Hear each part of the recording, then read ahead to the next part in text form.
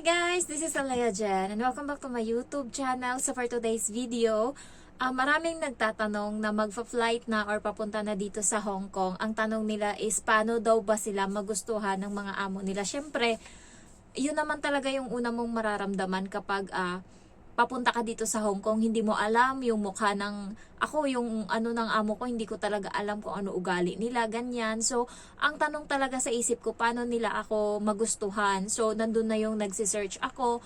Kaya bumili din ako ng red na damit kasi sabi ng iba or sabi sa paniniwala nila is kapag red daw is worth. Ano lang yon, yung mga naggagano na paniniwala is yung mga matatanda na mga Chinese. Pero yung mga na may mga 30 plus na 40, wala na sa kanila yung ganyan, hindi na masyadong uso. Karamihan nga ng damit ng amo ko itim. So, ano nga ba yung gusto nila kapag bago ka or paano mo makuha yung loob nila or magustuhan ka nila? Unang-una is dapat nakasmile ka always. Ayaw talaga nila, pinakatapuan yan, ayaw talaga nila ng nakasimangot, ayaw nila ng basta gusto nila, kahit ako nung bago ako, sinanay ko yung sarili ko na kahit nagtatrabaho ako nakaganon. Yan, ganyan, yung ganyan na mukha. Pero nung ngayon na nakaganyan na ako, yan, okay na yun kasi alam na nila yung ugali ko. Pero pag bago talaga, anuhin mo yung lips mo na or yung sarili mo na ganyan. Basta yung yung magaan yung loob. Ayaw nila ng tapos pag nakita mo silang ngingiti ka lang, ganyan. Kasi guys, yung katulong ng matanda na bago ngayon, gusto nila, alam niyo yung nila, alam niyo yung mararamdaman mo na gusto nila kasi kapag naghahanda ng pagkain, masarap din yung pagkain niya. Alam niyo yung ako kasi, iba yung pagkain ko kasi kumakain ako ng baboy. So, yung pagkain nila, ng ng mga amo niya, yun yung kinakain ko. Siya kasi Indo siya, yung pagkain niya iba talaga. So, ang ginagawa sa kanya, nilulutuan siya.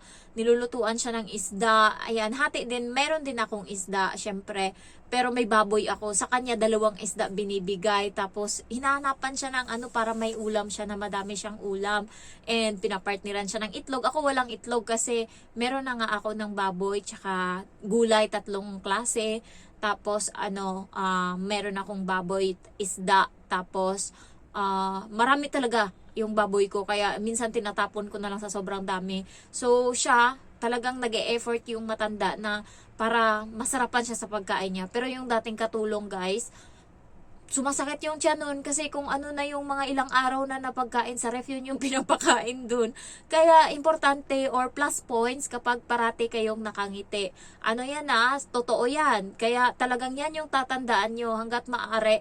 Anuhin nyo nang ngumiti kayo, lalo pag nandyan yung amo nyo, lalo pag yung mga bata, ganyan. Huwag kayong, pagbago kayo, huwag nyo munang pangaralan yung mga bata na, no, don't do that, don't like this, bawal muna, hayaan mo muna sila sa buhay nila. So, pwede mo nang gawin yan pag mga ka na, mga 4 months to 6 months, pwede na unti-unti lang, pero wag yung sisigawan mo tas nandyan yung amo kasi iba yan. Yung akin dito is, nung una nahayaan ko lang, pero nga hindi nag-e-epekto sa bata yung hayaan. Ang ginagawa ko, kapag gusto niya yung isang bagay, ipipilit ko pa sa kanya na gustuhin niya pa ng gustuhin. Alimbawa, binabasa niya yung yung tissue. Ang sabihin ko sa kanya, sige, basain pa natin, tutulungan pa kitang basain. Pag alam niya na hindi ka nagagalit or hindi ka nakasimangot, hindi ka stress, titigil sila, ganun. Pero pag alam nilang nagagalit ka, ayaw mo, mas gustuhin nila yan para silang kaya hindi ko lang alam kung nandito pa si ate ngayon na nanonood parati ng video ko dati na binibigyan ako ng advice.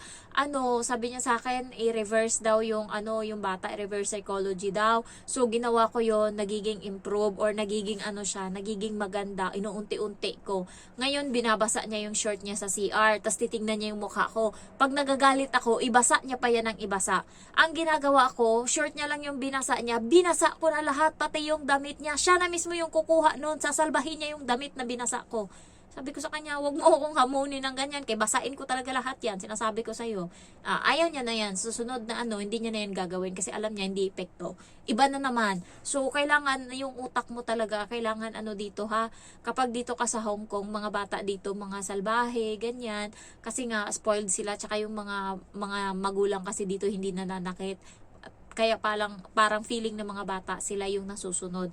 Next na na magustuhan ka ng amo mo, top 2 to. Tandaan nyo to parate, itong dalawa lang na to, magiging matiwasay yung buhay mo dito sa Hong Kong. Dapat mabilis kang pumake up. Hindi pwedeng tatanga-tanga ka dito, guys. Sorry for the word. Pero isang beses lang dapat ituro sa amo mo sa'yo. Dapat tandaan mo yan. Tapos sa susunod, hindi mo na uulitin na itatanong. Alam mo na dapat. Kaya yun yung nagustuhan ng amo ko sa akin. Kung ano sinasabi niya, tahimik ako. Hindi ako yung, okay, alam ko yan, ganyan yung, alam niyo pag nag-explain yung amo ko, hindi ako nagsasalita, tahimik lang, nakikinig lang ako. Pagkatapos na niya mag-explain, pag may itatanong ako, tsaka na ako magtatanong.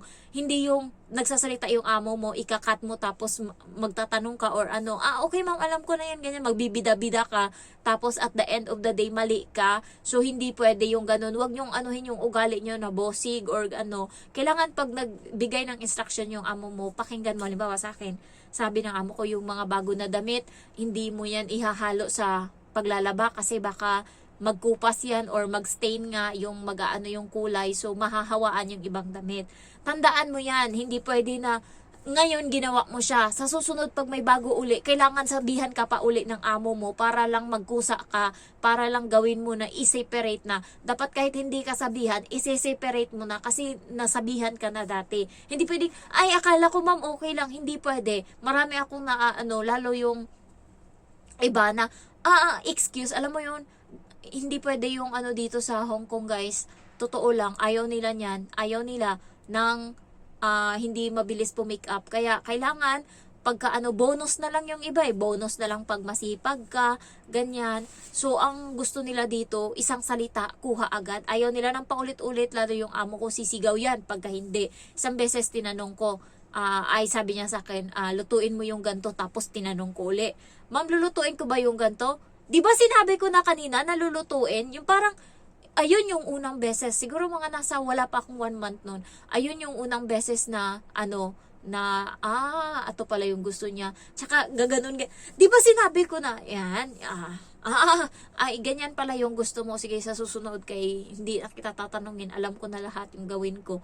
So, at least, tsaka yung amo ko, natutuwa sa akin. Halimbawa, pag Thursday kasi pumupunta kami doon sa bahay ng matanda. So, yung naka-uniform pa yan siya kasi galing school. So, naka-uniform pa yan siya. Magpapalit yan siya doon ng damit kasi pupunta na siya sa isang center kung saan siya nag-aaral ng English. Hindi na siya naka-uniform. So, kailangan magbitbit kami. Ngayon, yung amo ko nakalimutan niya, hindi siya nakapaglagay kasi parati niyang ginagawa na nakahanda na yan dyan. Ipapasok ko na lang sa bag. So, nung time na yun, nakalimutan niya. So, ang ginawa ko, sabi ko, mag-i-English ngayon bakit walang damit? So, ako na nagkusa, kinuha ko yung damit, parang pinartner ko. Tapos pagdating doon, sinabi ko sa kanya, ma'am, nakalimutan mo yung damit. Sabi niya, oo nga, buti na alala mo, ganyan. Alam mo yon, yung amo ko, hindi na ako kailangan i-remind na, Jen, anuhin mo yung mga, anuhin mo yung, tawag nito, yung sapatos ng bata kasi dadalhin yan, ganyan. Automatic na alam ko na kaagad yung gagawin ko. Kaya yung amo ko, hindi na siya stress sa buhay. Wala na siyang iniisip. Iniisip niya na lang parati mag-cellphone. So, ang gaan-gaan ng buhay ng amo ko. Kaya yun yung nagustuhan niya. Kaya pagpasa ko sa kanya ng resignation, kagabi, tapos sabi ko, ma'am, eto na. Sabi ko, papasa na ako. Sabi niya, hi, eto na talaga. Sabi niya ganun. Tapos, tinignan ng amo kong lalaki, tinignan ng amo kong babae. Kasi gusto ko sana pirmahan nila. Kaso sabi niya, ayaw niyang pumirma kasi sabi niya, yung mga iba daw katulong niya, hindi daw siya pinapapirma dati. Sabi ko, okay lang naman kung hindi mo pirmahan. At least nakita mo na kung ano yung sinulat ko dito, ganun din yung sinulat ko sa sobre na ipapasa ko para walang baka mamaya sabihin mo, binago ko, sabi kong ganun. Tapos natuwa yung amo kong lalaki sa akin, sinulat mo lahat to? Sabi ko, opo. Akala niya Xerox nung una. Tapos sabi niya, hindi to Xerox kasi tignan mo yung pagkakasulat mo dito ng pangalan na passport. Iba, small letter dito na S, dito big, sabi niya ganun. Talagang sinulat mo to isa-isa, parang sabi niya, sige nga, idikit natin dito, ilaminate. Tuwang-tuwa siya sa sa sulat kamay ko, kasi cute siya ba? Ayan malinis yung pagkakagawa.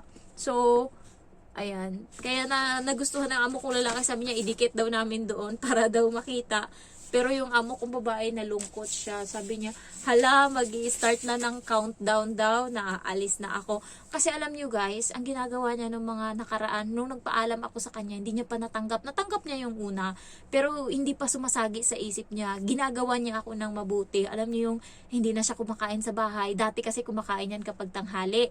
Nagpapaluto. Talagang ginangarag ako na imbes na yung tulog ko 1 oras pag tanghali, ginagawa niya na lang kalahating oras. Tapos, nung nagsimula ako magpaalam, hindi na siya kumain sa bahay. Totoo yan, promise. Hindi na siya kumain. Talagang, kapag 2:00 nakakatulog na ako ng 1 oras kasi nga hindi na siya nagpapaluto. Hindi na siya. Ewan ko kung ano nangyari. Tas gumagaan na yung trabaho ko. Tas parati niya ako binibigyan ng mga pagkain.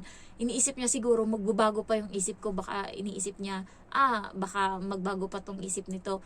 Tapos, kagabi sinabi niya sa asawa niya, lokong, mola, sabi niya, ganun na malungkot siya, mola, sabi niya, wala na talaga, sabi ng amo kong lalaki, wala na tayong magagawa. Tapos doon na siya nagsimula na malungkot yung amo kong babae. Pero nung nagpaalam ako sa kanya, nag good night, okay naman. Pero siguro, nasad lang siya kasi andun na siya sa reality na, ayun, nagsisimula na nga yung countdown ng alis ko. Tapos sabi ng bata, malulungkot ka, Jen? Sabi niya, pag alis mo?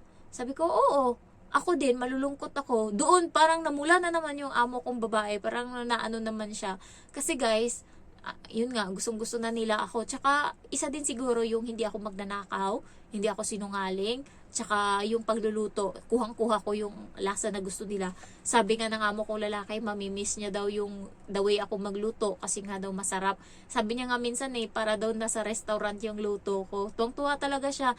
Kasi hindi ko lang alam, lalo yung magdi-design ako ng mga shrimp, talagang hile-hilera yan. Alam niyo yung, OC, yung bagay-bagay, ayoko na makalat. Pag nakita ko yan, sabihin ko, mamaya, targetin kita, maya, linisin kita. Anuhin ko talaga yan, pag may nakita lang akong buhok, isang buhok sa sahig, di ko tayo titigilan hanggat di ko nakukuha. Minsan, papansin ng amo ko, nagpupulot ako ng buhok sa sahig. Kasi parang yun yung siguro yung ugali ko. Nakakatuwa nga na naranasan ko maging katulong dito. Pag uwi ko sa probinsya, sa Pinas, siguro ang linis na ng bahay kasi nung pag-uwi ko nga kaso patay yung papa ko, nakita ko yung salamin, yung bintana, sabi ko putik, sobrang dumi. Manda ka lang pag-uwi ko kay liguan talaga kita. Yung naiisip ko na sa utak ko ngayon kung ano yung gagawin kong linis sa bahay. So, ayun lang. Yun, anuhin nyo lang yung gusto ng amo nyo. Tsaka, siguro guys, sa una, maldita talaga sila. Pero, try nyo yung best nyo na unawain sila. Una lang maldita, yung amo ko maldita din niya nung bago eh. Lalo nung nagsiselo siya, pero nung nalaman niya nga na may boyfriend ako, tumigil na siya. Pero nung una, pinag-iinitan niya talaga ako. Yung pinapamukha niya sa akin na katulong lang ako, ganyan. Lalo nung malala ko nung nasa restaurant nga kami, na gusto kong kumain ng kanin kasi hindi ako nasanay eh. Isang linggo pa lang ako dito sa Hong Kong, pakainin mo ko ng noodles, hindi ko nga yan. Hindi nga kami kumakain ng noodles sa Pinas, inuulam nga namin yan. So sabi niya, usually kasi kapag tanghali nagno-noodles kami, tapos nag-uungot talaga ako, hindi talaga, parang ano ba yan? Parang sa isip-isip ko, maldita pa ako noon eh, 1 linggo pa lang. Tapos sabi ng amo ko lalaki, anong problema, bakit? Sabi niya, gusto niya kumain ng kanin. Sabi ko sa kanya, hindi tayo kumakain ng kanin pag tanghali. Tapos sabi ng amo kong lalaki, hayaan mo siya, pa-orderin mo siya ng kanin. Ayaw talaga ng amo kong babae. Talagang sabi ko, sige, ito na lang. Tapos, alam niyo yung order niya, kanin guys. Tapos sabi niya sa akin ng pagdating ng order niya, gusto mo hati tayo kasi marami to eh. Parang, putang ina, kung talagang nakakainis. Kaya sabi ko, hindi na. Tapos hindi ko inubos yung pagkain ko.